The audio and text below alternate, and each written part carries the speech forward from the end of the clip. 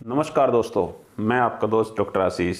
दोस्तों, आज हम एक कंट्रोवर्शियल टॉपिक के बारे में बात करेंगे जिसका नाम है एलोपैथी वर्सेस होम्योपैथी। यानी कि हम एलोपैथी और होम्योपैथी की इस वीडियो में तुलना करने वाले हैं। ये वीडियो बनाना इसलिए ज़रूरी हो गया था कि लोगों को पता ही नहीं है कि उन्हें अपनी कौन सी प्रॉब्लम में होम्योपैथी दवाई लेनी चाहिए, कौन सी प्रॉब्लम में एलोपैथी दवाई लेनी चाहिए, कौन सी बीमारी में कौन सी पैथी से उसे परमानेंट रिलीफ मिल सकता है। तो इसी बात को लेकर मैंने सोचा कि मैं एक निष्पक्ष वीडियो बनाता हूं जिससे आपके सामने ये क्लियर हो जाएगा कि कौन सी पैथी किस बीमारी के लिए बेटर है। दोस्तों, दोनों पैथी के कुछ एडवांटेज हैं, कुछ डिसएडवांटेज हैं। आज हम दोनों के बारे में चर्चा करेंगे। वीडियो देखने के बाद आप काफी हद तक ये क्लियर हो जाएंगे कि मुझे अपनी बीमारी के लिए एलोपैथिक ट्रीटमेंट लेना चाहिए या होम्योपैथिक ट्रीटमेंट लेना चाहिए, क्योंकि मैं इस वीडियो में खुलकर बोलने वाला हूं।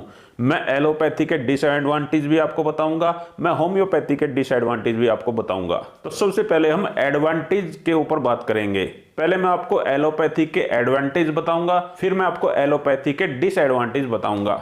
तो एलोपैथी का सबसे पहला एडवांटेज ये है कि इमरजेंसी मेडिकल सर्विस प्रदान करती है। अगर कोई ऐसी कंडीशन बन गई है जहां पर आपको तुरंत लाइफ सपोर्ट की आवश्यकता है, जैसे एक्सीडेंट के बाद, ट्रॉमा के बाद, सीरियस इंजरी के बाद, तुरंत आपको एलोपैथिक चिकित्सा लेनी चाहिए। किसी आदमी को अगर सडनली हार्ट अटैक आ गया है, या किसी को ब्रेन स्ट्रोक हो गया है, या किसी को बार बार बहुत ज़्यादा मिर्गी के दौरे आ रहे हैं, बहुत ज़्यादा झटके महसूस आदमी कर रहा है, तो ऐसी कंडीशन में उसकी लाइफ को बचाने के लिए तुरंत एलोपैथिक ट्रीटमेंट की आवश्यकता होती है। यदि ऐसी इनमें से कोई भी कंडीशन होती है तो इसे इमरजेंसी मेडिकल कंडीशन बोलते हैं। तो ऐसी इमरजेंसी में हमेशा से ही एलोपैथी आगे रहा है। पहले भी आगे था, आज भी आगे है और भविष्य में भी आगे ही रहेगा।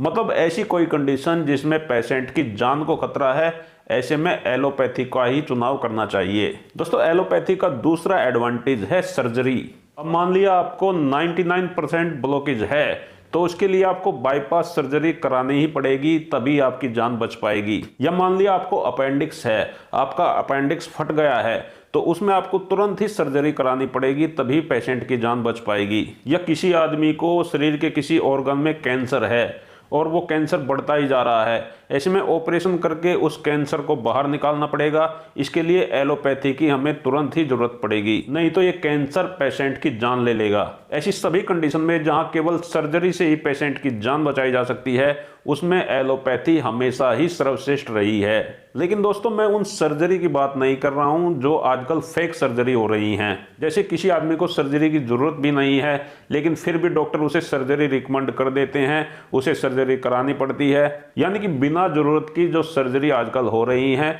मैं उनके बिल्कुल विरोध में हूं। लेकिन जहां पर सर्जरी की आवश्यकता है, जहां पर पेशेंट की जान बचाई जा सकती है, वहां पर हमेशा ही एलोपैथी आगे रही है और ऐसी कंडीशन में हमेशा ही एलोपैथिक ट्रीटमेंट लेना भी चाहिए। तो दोस्तों, ये तो हो गए एलोपैथी के एडवांटेज। अब मैं आपको एलोपैथी के डिसएडवांटेज भी बता देता हूं। इसका पहला डिसएडवांटेज है साइड इफेक्ट। अगर आप किसी बीमारी को लेकर लंबे समय से एलोपैथिक दवाइयां खा रहे हैं, टैबलेट्स खा रहे हैं, तो आप इस बात का विश्वास मान लीजिए, जितना उन दवाइयों से आपको लाभ हो रहा है, उसके 10 गुना आपको उनका साइड इफेक्ट भी हो रहा है। ये बात वे सभी लोग जानते हैं जो लंबे समय से एलोपैथिक दवाइयां खा रहे हैं, चाहे उनको कोई भी बीमारी है। अगर आप एलोपैथिक दवाइयां लंबे समय से खा रहे हैं, तो ये दवाइयां शरीर में दूसरी बीमारियां पैदा कर देती हैं। यानी कि दवाई एक तरफ तो आराम कर रही है, दूसरी तरफ शरीर को नुकसान पहुंचा रही है। इसे देखने के लिए आप जो भी दवाई खा रहे हैं, उसके पत्ते से उसके साल्ट को देखिए और उस साल्ट को गूगल पर सर्च कीजिए, आपको सारी जानकारी मिल जाएगी। उसके क्या क्या साइड इफेक्ट हैं आपको सब पता चल जाएगा। एलोपैथी का दूसरा डिसएडवांटेज ये है दोस्तों कि ये आपको परमानेंट इलाज नहीं देती है। अगर आप अपनी बीमारी का एलोपैथिक ट्रीटमेंट करा रहे हैं, तो बहुत कम बीमारियां ऐसी हैं जिनका एलोपैथी में आपको परमानेंट इलाज मिल जाएगा। लेकिन 95% बीमारियां ऐसी हैं, खासकर क्रोनिक बीमारियां, जिनमें एलोपैथी केवल बीमारी को दबाने वाली दवाइयां देकर काम चलाता है। यानी कि जब तक पेशेंट दवाइयां खाएगा, उसके लक्षणों में आराम रहेगा, जैसे ही दवाइयां बंद कर देगा, उसके लक्षण और तेज गति से उभर कर सामने आ जाएंगे। इसलिए मैं आपको आज ये दावे के साथ कह रहा हूं कि एलोपैथी में किसी भी क्रोनिक डिजीज का परमानेंट इलाज नहीं है। मैं ऐसे लोगों को जानता हूं जो लगभग 3-4 साल से एसिडिटी की दवाई खा रहे हैं। डॉक्टर उन्हें ओमेप्रोजोल रेनिटिडिन कैप्सूल दे रहे हैं, बहुत लंबे समय से दे रहे हैं। जब तक वे उन दवाइयों को खाते हैं उन्हें रिलीफ रहता है। जिस दिन भी वो दवाई नहीं लेते हैं उन्हें फिर से एसिडिटी बन जाती है। जबकि होम्योपैथी में लगभग 1 महीने तक एसिडिटी की दवाई लेने के बाद में फिर कभी एसिडिटी की दवाई लेने की जरूरत ही नहीं पड़ेगी। इसलिए दोस्तों मैं आपसे कहता हूं कि एलोपैथी क्रोनिक डिजीज में पूरी तरह से विफल है। मैं ऐसे बहुत सारे लोगों को जानता हूं जिनको जोड़ों के दर्द की समस्या थी। वे बहुत लंबे समय से पेन किलर खा रहे थे, क्योंकि डॉक्टर के पास पेन किलर के अलावा और कोई ट्रीटमेंट ही नहीं है। पेन किलर खाते खाते जब काफ़ी लंबा समय हो जाता है, जोड़ आपस में घिसने लगते हैं, टकराने लगते हैं, लिगामेंट पूरी तरह से ख़त्म हो जाते हैं, तो डॉक्टर उन्हें घुटने बदलवाने की सलाह दे देते हैं। इसी तरह से स्किन प्रॉब्लम है। अगर कोई गंभीर स्किन प्रॉब्लम है, जैसे सोराइसिस है, एक्जिमा है या अनेक तरह की स्किन की एलर्जी हैं, इनको ठीक करने के लिए एलोपैथी की कोई भूमिका नहीं है। एलोपैथी से केवल स्किन प्रॉब्लम को दबाया जा सकता है। स्टेरॉयड आपको दे देंगे जिससे आपकी स्किन प्रॉब्लम दब जाएगी। इसी तरह से सेक्सुअल वीकनेस में एलोपैथी का रोल है। अगर पेशेंट को इरेक्शन नहीं आ रहा है तो एलोपैथी में केवल व्याग्रा ग्रुप ऑफ मेडिसिन है और कोई भी ट्रीटमेंट नहीं है। इसमें आपको टडालाफिल, सेडनेलाफिल जैसी दवाइयां दे दी जाती हैं जो केवल तभी तक काम करती हैं जब तक आप इन दवाइयों को खाओगे, दवाई काम करेगी। जिस दिन आप ये गोली नहीं खाओगे आप पूरी तरह से विफल हो जाओगे। और इन दवाइयों को लंबे समय तक खाने से फिर ये दवाई भी अपना काम करना बंद कर देती हैं। ऐसी कंडीशन में इन दवाई की डोज को बढ़ाया जाता है। तो मेरा मानना यह है कि किसी भी क्रोनिक समस्या में एलोपैथी पूरा इलाज नहीं दे पाती है। दोस्तों ये तो हो गई एलोपैथी की बात। अब हम होम्योपैथिक मेडिसिन की बात करेंगे। तो सबसे पहले मैं होम्योपैथिक मेडिसिन का डिसएडवांटेज आपको बताऊंगा। होम्योपैथिक मेडिसिन का केवल एक डिसएडवांटेज है और वो ये है कि ये इमरजेंसी में यूज करने वाली चिकित्सा पद्धति नहीं है। अगर पेशेंट को बहुत ज़्यादा इमरजेंसी कंडीशन है, उसे तुरंत ट्रीटमेंट की आवश्यकता है, ऐसे में होम्योपैथी से हम उसकी बहुत ज़्यादा मदद नहीं कर सकते। तो ये तो हो गया होम्योपैथी का डिसएडवांटेज। अब मैं आपको होम्योपैथी के बहुत सारे एडवांटेज बताऊंगा। तो होम्योपैथी का पहला एडवांटेज ये है कि ये बिल्कुल भी साइड इफेक्ट नहीं करती हैं। दोस्तों ये बात एक आम आदमी भी जानता है कि होम्योपैथी की पोटेंसी वाली दवाइयाँ जब आप मरीज को देते हो तो इनका कोई भी साइड इफेक्ट देखने को नहीं मिलता है। होम्योपैथी का दूसरा एडवांटेज ये है कि ये परमानेंट क्योर देती है, बीमारियों को जड़ से ख़त्म करती है। एलोपैथी जहां बीमारियों को दबाती है, होम्योपैथी बीमारियों को उगाड़कर बाहर निकाल देती है। यानी कि होम्योपैथी ही बीमारी को जड़ से खत्म करने का काम करती है। होम्योपैथी का तीसरा एडवांटेज है क्रोनिक डिजीज में। कैसा भी क्रोनिक डिजीज है, चाहे आपको अर्थराइटिस है, चाहे आपको ऑस्टियोआर्थराइटिस है, लंबर स्पेंडोलाइटिस है या सर्वाइकल की समस्या है, लगभग 97% क्रोनिक डिजीज में होम्योपैथी का बहुत असरदार रिजल्ट है। होम्योपैथी का चौथा एडवांटेज ये है दोस्तों कि ये स्किन प्रॉब्लम में बहुत अच्छा काम करती है। मेडिकल जगत का हर आदमी जानता है कि स्किन डिजीज का परमानेंट इलाज केवल होम्योपैथी में ही संभव है।